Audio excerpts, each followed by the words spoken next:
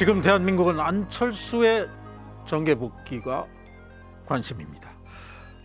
총선이 100일 앞으로 다가왔습니다. 바른미래당 안철수 전 대표의 복귀 선언이 나왔습니다. 일견 갑작스러운 것 같이 보이나 보수 대통합이 논의되는 시점, 그리고 여야의 극한 대치가 이어지는 시점, 총선을 100일 앞둔 시점에 복귀 선언, 과연 무엇을 노리고 있을까요? 총선에는 어떤 변수가 될까요? 용인대 최창렬 교수의 분석을 들어봅니다. 최 교수님 안녕하십니까? 안녕하세요. 예. 네. 네. 자, 안철수 전 바른미래당 대표 정계 복귀 선언 어떻게 보시나요? 파장이 좀 적지 않을 것 같이 보입니다. 글쎄 일단 뭐 총선의 중요한 변수가 되는 것만은 분명히 보입니다. 단지 이제 그 변수가 얼마나 이제 파급력이 있는 변수가 될지는 아직 뭐 여러 변수들이 그야말로 있기 때문에 좀 지켜봐야 될 것 같은데요. 네. 박지원 대한신당의 박지원 의원이 얘기한 것처럼 아주 기회 포착은 좋았던 것 같아요. 네. 그런데 어떠한 세력과 그리고 누구와 어떻게 손잡고 연대하느냐, 그리고 이제 어느 지점에서 결합하느냐 이런 것들이 굉장히 중요한 변수인데 네. 아직은 뭐 본인이 밝히지 않고 있는 상황이거든요. 네. 그런데 일단 중요한 거는 대체로 바른미래당에 합류할 거다, 잔류할 거다라는 그런 분석이 많은 것 같아요 지금. 네. 그다음에 독자적으로 세력을 구축할 가능성이 있다라는 것, 그리고 세 번째는 보수 통합과 관련해서 한국당과 뭐 손잡지 않겠냐, 뭐 이런 분석들도 있습니다. 여러 가지 분석들이. 네. 근데 어떻게 될지 뭐 지금 조금 더 이제 논의 진행하면서 말씀드리겠습니다. 네. 자, 2018년에 서울시장 선거 패배 뒤 해외로 떠났다가 1년 3개월 만에 이제 돌아오는 것인데, 이게 총선을 약 100일 앞둔 시점입니다. 그리고 네. 복귀 선언.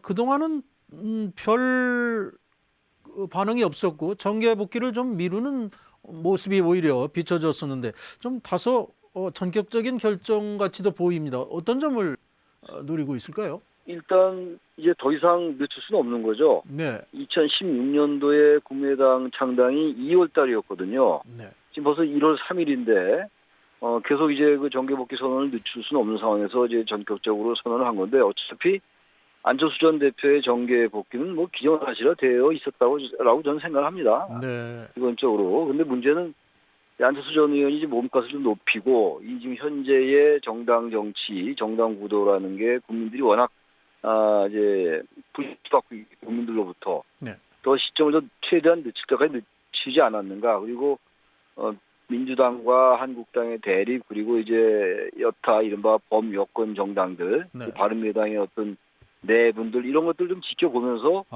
시점을 고른 것이 아니냐 이렇게 생각을 합니다. 일단. 네. 어쨌든 뭐 절묘한 시점을 택했을 수도 있겠네요. 예, 그렇습니다. 우선 당장은 총선이 100일 앞으로 왔는데 총선에 출마할까요? 이게 궁금합니다. 글쎄요, 출마보다는 뭐 일단 세력 구축에 앞장설 텐데. 네. 안철수 대표는 이제 총선 국회의원도 국회의원입니다만 아마 대선에 이제 지향점을 가지고 있을 것 같긴 합니다. 네. 그래서 저 출마 가능성도 배제할 수 없을 것 같아요. 이제 네. 어떤 정당과 손을 잡느냐, 아니면 독자 세력화하느냐, 뭐 독자 신당을 창당하냐, 뭐 이런 여러 가지 이제 선택지들이 있겠는데, 저는 뭐 정말 본인이 대선에 출마하려면 최근에 험지 출마 이런 용어들이 많이 나오는데, 네. 본인도 저 험지 출마할 필요가 있지 않는가, 뭐 그런 점에서 총선 출마 저는 배제할 수 없는 상황이라고 생각합니다. 네. 자, 안 전 대표는 이렇게 말했습니다. 이제 돌아가서 어떻게 정치를 바꿔야 할지, 어떻게 대한민국이 미래로 가야 하는지에 대해 상의 드리겠다. 자, 네. 이런 얘기를 했습니다. 결국 정치를 바꾼다? 대한민국의 미래, 향후 방향을 어느 정도 드러내 보입니다. 이 키워드들이. 그렇죠. 그러니까 낡은 정치를 청산하겠다, 그리고 기득권 정치를 청산하겠다, 이런 이제 얘기를 했거든요. 네. 그러니까 여기서 현재의 그 거대 정당 양당제의 폐해 이런 걸 지적하고 나온 거거든요. 네. 더불어민주당과 한국당의 이제 아주 극단적인 대치와 대립, 진영 정치 이런 것들에 대해서 국민들이 신뢰를 하지 못하고 있기 때문에 상당히 혐오하고 증오를 느끼고 있기 때문에 바로 그런 점을 파고든 건데요. 이제 기존 정당들도 있단 말이죠. 바른미래당도 지금 있고, 뭐 새로운 보수당인가요? 새보수당. 네. 유승민 의원이 이제 오늘 탈당을 했는데, 네. 그런 정당들과 어떤 이제 관계를 설정하냐는 문제거든요. 근데 분명한 거는 중도 정당으로서의 어떤 그 개혁 정당, 중도 정당 이런 쪽으로 뭔가 자리매김할 가능성은 크다 보거든요. 네. 근데 그 부분이 이제 어떠한 세력과 그 역할을 해 나가느냐 문제인데 시간이 너무 촉박해요 지금. 네. 새로운 사람들 모아서 정당을 만들고 뭐 어떤 그 정광을 만들고 정광 정책도 만들고 이렇게 하기 너무 촉박해서 그래서 바른미래당에 그 다시 들어가는 거 아니냐. 이제 네. 바른미래당의 당구가 손학규 대표가 있는 곳으로 들어가는 거 아니냐 이런 얘기인데 네. 전 녹록치 않아 보이거든요. 지금 사실 손 음. 대표와 다시 결합했을 때 그것이 유연하게 잘 될 수 있을까 이런 생각이 좀 든다는 거죠. 네.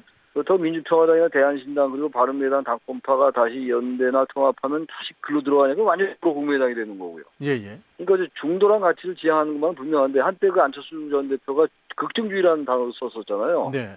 근데 뭐 대단히 그 새정치나 마찬가지고 모호한 단어다 이런 이제 지적이나 비판도 받았었는데 아무튼 중도 정치 그리고 중도 합리적인 중도 세력, 개혁 세력 이 부분들 지금 뭔가 규합해 나가겠다는 건데 네.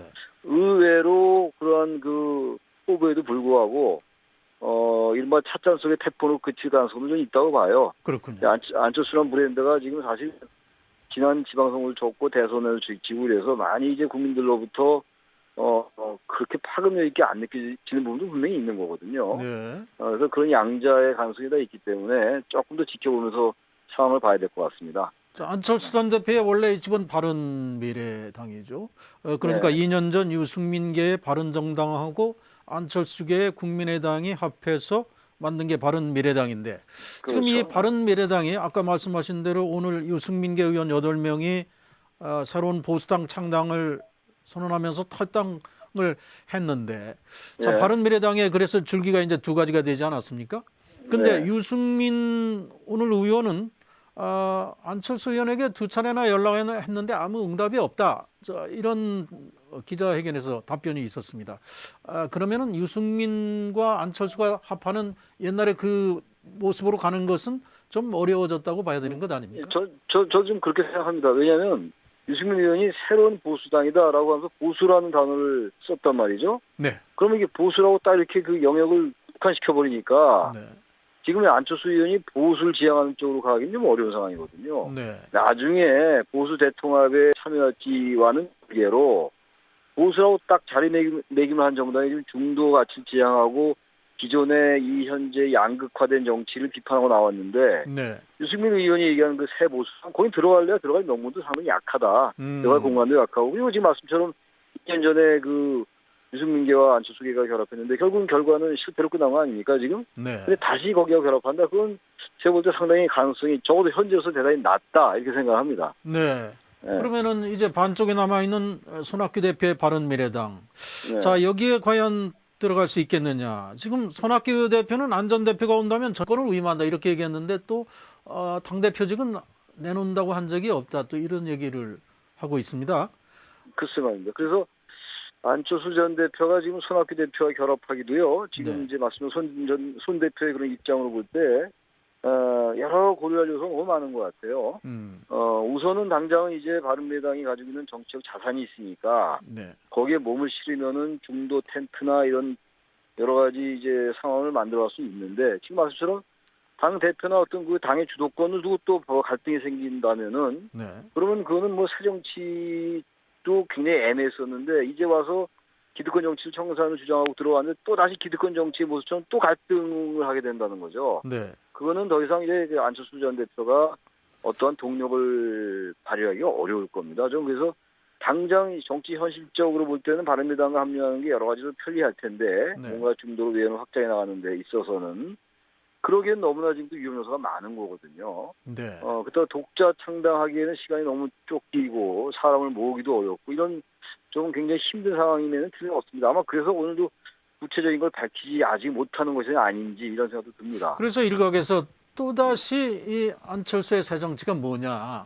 이런 네. 상황으로 되돌아갈 우려가 없는 거냐 이런 문제들이 제기되고 있는데 그런데 지금 보면은 어떤 특정한 세력이나 정파와 사전 교감을 갖고 정계 복귀를 선언한 건 아닌 것 같이 보입니다. 글쎄요, 그렇습니다. 예. 그러면은 어떨까요? 지금 보수 쪽의 가장 큰 텐트는 역시 한국당인데 한국당과 손잡을 가능성은 어떻게 보십니까? 제가 볼 때 한국당과 손잡을 가능성은 아주 제일 낮다고 보는데요. 아, 그냥 한국당이 지금 아직 그 해결하지 못한 게 탄핵 문제거든요. 네. 한국당은 탄핵을 당한 정당이거든요. 근데 아직도 한국당은 당대표도 그렇고 탄핵에 대해서, 탄핵 문제에 대해서 공식적인 사과나 네. 지난 박근혜 정권 때 집권당으로서의 국민들한테 그런 반성하는 모습을 본 적이 한 번도 없거든요. 네. 근데 지금 이제 와서 그 탄핵당한 정당과 손을 잡는다? 그럼 안철수 전 대표의 그 정치는 그건 뭐 새정치도 아니고 헌정치도 아니고 아무것도 아니거든요. 제가 네. 볼 때 그 가능성은 상당히 낮다고 보고, 만약 그렇게 된다면 그건 차탄성의 태풍 정도가 아니라 그것보다 더 미미한 그런 정말로 초라한 결과로 끝날 수밖에 없을 거다라고 예상을 합니다. 그러면 만약에 황 대표가 지금 황 대표는 4+1 협의체에 계속 연패를 당하면서 네. 지도력의 한계를 드러냈다. 그리고 뭐 공천우 위원장을 전광훈 목사를 뭐 영입한다 이런 얘기 네. 때문에 또 이 체제로 총선을 이끌 수 있느냐 이런 여러 가지 대내외적인 비판에 직면해 있는데 이런 황교안 대표의 리더십 부재 이쪽을 오히려 기회로 파고들 가능성은 없는지 모르겠습니다. 아니 근데 그게 황교안 대표의 리더십 부재를 파고 이제 한국당의 어떤 자리매김을 할 수는 있겠는데요. 네, 한국당의 저변을 형성하고 있는 이 본질적인 요소가 해결되지 않으면요. 네, 네. 아무리 선거를 앞두고 선거공학 같은 것들이, 정치공학 이런 것들이 또 우세하게 발현된다 하더라도 네. 국민들로부터, 특히 중도 유권자들로부터 지지를 받기가 대단히 어렵거든요. 그래서 안철수 전 대표가 할 일은 과거에 왜 자기가 이 38석 국민의당에 그서 얻었음에도 불구하고 그 자신의 정치가 실험이 실패로 끝났냐를 잘 분석하고 네. 그리고 국민들이 뭘 원하는가 이쪽으로 자꾸만 가야지. 너무 현실 정치 공학적인 차원에서 한국당과 손을 잡아 뭘 하겠다. 그래서 보수 통합을 한다. 그거는 자신이 얘기한 기득권 정치 청산은 맞지 않는 거죠. 네. 네. 자, 이왕 얘기 나온 김에 이 교수님이 보시기에는 지금 황교안 체제 어떻게 가고 있다고 생각하십니까? 전 황교안 체제는 본질적으로 실패하고 있다고 생각하는 게요. 네. 지난해 4월 패스트트랙 정국 이후에 조국 사태를 겪었습니다만 한국당이 보여준 거는 혁신의 모습도 보여주지 못했고 네. 또 정책적인 대안도 보여주지 못했어요. 네. 그 계속 한국당이 한 거는 조국 사태 때 잠깐 반짝 그 핵심 지지층들을 뭐 견인하고 황교안 대표도 리더십을 좀 확립한 측면이 있었습니다만 네.